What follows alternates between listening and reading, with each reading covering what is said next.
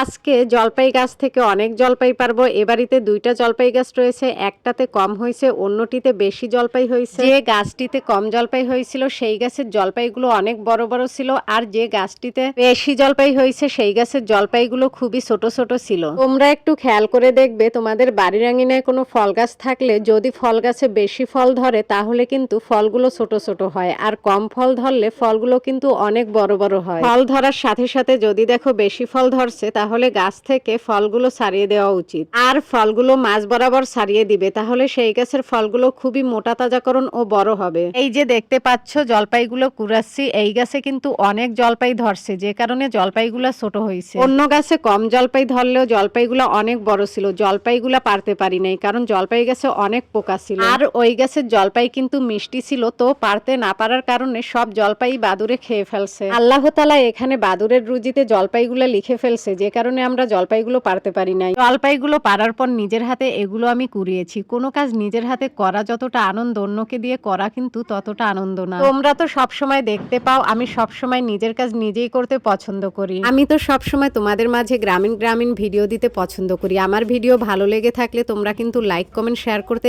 একদমই ভুলবে না। জলপাইগুলো কুড়ানো হয়ে গেছে, এখন একটা জালিতে ঢেলে নিচ্ছি। এই জলপাই দিয়ে মজার একটা জলপাইয়ের আচার বানাবো।